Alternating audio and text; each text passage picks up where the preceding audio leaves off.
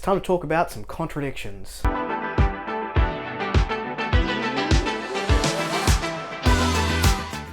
Hello everyone, welcome back to A Fictional Escapist. My name is Chris and today's video is the Contradictions book tag. I was tagged in this by Roger over at Roger Reed's channel and video will be linked below.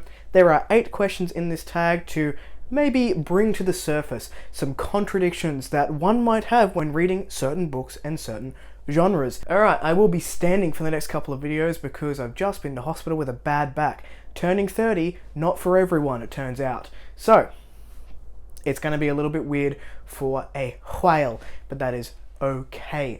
Let's jump into the questions. Question number 1, or tag number 1. They're not really questions. Moving on. I love this genre, but I didn't love this book. I really enjoy abstract horror. Now, I'm not talking about your everyday sort of horror. I'm talking about artsy horror. Horror that does something a little bit different, maybe is a little bit on the quirkier side, and I also like that in film as well. So I jumped into a haunted house story with a bit of a twist called Man, F This House by Brian Usman. Now, I'm not sure if I read it this year or last year, but I remember not liking it very much. I thought the premise was cool. It was a haunted house slash possession, but it was the house itself as an entity that was possessed and had a persona that was like haunting the people inside of the house. But it was done in like a dark and comedic way, but I didn't feel like the comedy hit the mark that it was meant to be. There was one laugh out loud moment for me which I thought was pretty well done, but in terms of a fairly short book, was about 250 pages if my memory is serving me right, and it just did not work for me in a genre that usually hits the mark every time. The second prompt is, I rarely read this genre, but I love this book. Now, I typically don't read a whole lot of non-fiction. Reason being is there's a whole lot of crap going on in the world that I don't want the negativity in my life. As much as I like learning new things, I go to fiction to escape all the other stuff that's going on in the world.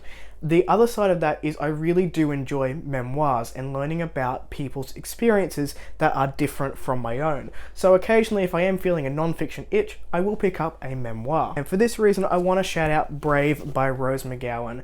I, as a lot of 90s kids, grew up with Charmed and really enjoyed it. Basically anything with witches was my childhood, and Rose McGowan was a big part of that show, which is what initially drew me to this book, and then the Harvey Weinstein stuff was happening.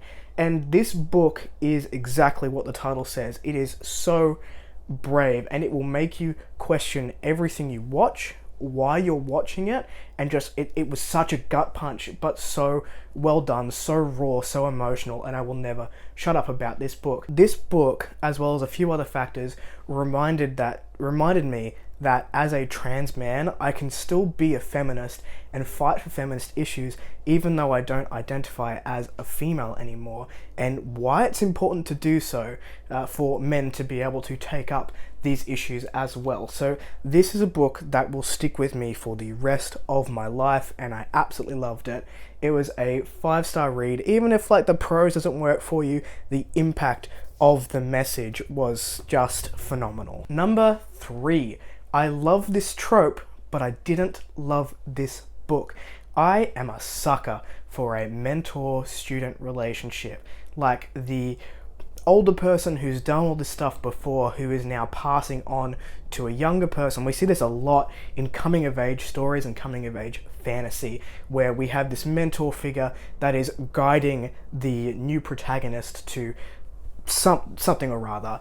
And I can't get enough of it. However, I'm scared for the subscriber count for this one. I did not enjoy the relationship between Burek and Fitz in the Farseer trilogy. So I read Assassin's Apprentice, and I've also read half of whatever the next one is before I DNF'd the series. I loved Burek as a character. Now, I know that there are quite a few mentors to Fitz in the entire series, and Shade is probably the most memorable and the one at the forefront. But I would argue that Burek, as you know, throughout Fitz's young life, was also a mentor figure. And like I said, I loved Burek as a character. He was one of the reasons that I kept reading the book, because I felt like that character had so much more to give, but I just, for some reason, didn't vibe with the relationship between him and Fitz very much, and I just couldn't get on board with the mentoring that happened between Burek and Fitz. So, sorry, Robin Hobb fans. Next up, we have I hate this trope, but I loved this book. Does anyone actually like the love triangle? If you like the love triangle, let me know why. What is it about it that you enjoy? I'm genuinely curious to know. I am not a huge fan of the love triangle, but I did really enjoy it in the Night Angel trilogy by Brent Weeks, particularly in the third book, which I believe was Shadow's Edge. So we have this young character, Kyla, who is very hung up on a young lass, Aline, and throughout books 2 and 3 also becomes sort of involved with another character, and I was genuinely gripped by the interactions between the three of these characters and wanted to know what the outcome was. So that is probably the only time where a love triangle has got me like to try and find out what happened there. I don't know if we got a clear cut ending. Oh no, we did, but I can't tell you that because that's a spoiler. Alright, moving on. Prompt number 5. I love this author, but I did not like this book. Now, this is an author that I don't really talk about on the channel. I do have videos planned in the future to talk about this author. I am a Stephen King fan. I've read about 25 books of his at current, and I'm really looking forward to Fairy Tale, which comes out in September. And, you know, of the 25 I've read, 8 of those are going to be Dark Tower, and then the short stories for the Dark Tower as well. But there have been some misses, in my opinion, and one of those was Gerald's Game. Now, I didn't hate Gerald's Game, nor did I hate... I read one earlier this year, The Colorado Kid, I think. I didn't hate it, but it was sort of a miss for me. This is about a husband and wife go to a cabin, and something happens to the husband, and the wife is basically attached to the bed. Make of that what you will. And she can't get out, and the husband's not around to help her. So it's very atmospheric. There's a lot of tension in this book, and Stephen King does tension exceptionally well, but it just sort of didn't work for me in terms of a lot of the other stories that I have read of his in the past. Question 6. I previously hated a book by this author, but I loved this book. Now, to be completely honest with you, I don't really hate a lot of what I read. If I'm really not vibing with it, I'll put it down, with the exception of a couple of things like Man F This House that I mentioned earlier, because it was so short. I'd already gotten to the halfway point before I realized that, you know, it wasn't really working for me, but I had like 100 pages left, so I kept going. But for most of what I read, I won't read it if I'm hating it. Even with Gerald's Game that I just mentioned, I didn't hate it, but it also just wasn't my thing, but I didn't hate it enough to put it down. So for this one, I'm gonna cheat a little bit and mention a first book that didn't knock my socks off, but I did read the second book in the series, which upped the game much more for me, and that is the Dresden Files. And that is the Dresden Files by Jim Butcher. So book 1, Stormfront. Now, I've only listened to these on Audible. I haven't read them physically, so I don't know if the experience is any different. I quite like the audio. I like James Masters as a narrator. I think he is the voice of Dresden, so to me it makes sense just to sort of keep going on the audiobooks. That being said, even though I enjoyed the narration of book 1, I didn't really vibe with it, and I'm someone that quite likes urban fantasy. I like magic in our world, which I know some people just don't gel with, but for me it normally hits the mark, and I normally do quite enjoy it. Stormfront was a bit disjointed, and like it was okay,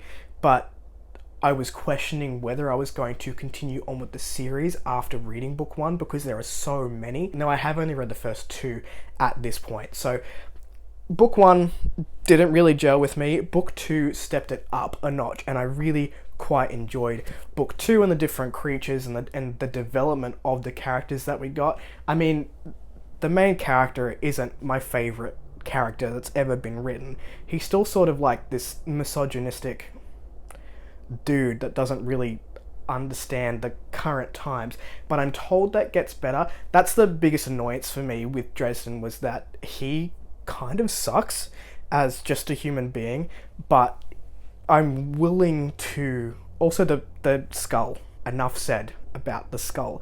I like the quirky humor that Bob brings to the story, but there's just some certain characteristics that don't vibe with me, but that's fine. That's neither here nor there. I will continue on with the series at some point. It's not something I'm rushing back to, but book 2 definitely jumped up from book 1. Alright, prompt 7 is, I love this cover, but I hated this book. Now, this is a book I actually did DNF. I like most of Sarah Douglas's covers. We've got this sort of realism, sort of cartoony, classic fantasy cover, and I really enjoyed them. This is a bit beat up, so forgive the camera. It's not the camera's fault, it's my fault for having a dog and letting her eat books, apparently. So this is Battle Axe. This is book 1 of the Axis trilogy, and it looks like this, and I thought the colors really worked. Really enjoyed the cover. I picked up the whole trilogy based on the covers, and I'd also read something previously by Sarah Douglas and quite enjoyed it. That was the Troy game, which is a quartet. I really liked it, liked the covers, picked them up, and I got about 200 pages in, so that's about a third of the book, and I just couldn't. It was very far-fetched for my brain at the time, and I have heard people that read this when they were younger really enjoyed it, but then read it again when they were older and just couldn't get into it. So maybe I missed the mark on that one and read it too old, I'm not sure. But yeah, I really enjoyed the cover of these books, and I do have another series of hers. Again, I like the covers, that I will give a try, and that is the Crucible series. Last prompt that we have today is, I hate this cover, but I love this book. And I'm going to have to plug the Night Angel trilogy again, because I really enjoyed that series as an entire trilogy, but I really do not like the covers on each of these. You basically got this like photo of someone on this white background, and whilst I like the little pop of color that we get in each of the covers, I just, the real face on a fantasy novel doesn't quite vibe with me and gives me the creeps a little bit. So I didn't enjoy those covers, and that's what initially turned me off of the Night Angel trilogy, is that I looked at the covers and I was like, ew, don't know if that's going to work for me, but it ended up working for me quite a bit. So that is the Contradictions book tag. If you want to do this one, tag your it. I don't have anyone specific in mind to go ahead and tag, but please do feel free to go ahead and do it if you so choose. I will leave, like I said, I will leave Roger's links down below if you want to check out his video and have a good time with it. If you like the content, give it one of these. If you want to see more of it, then click subscribe at your will, and I'll catch you in the next video. Ciao.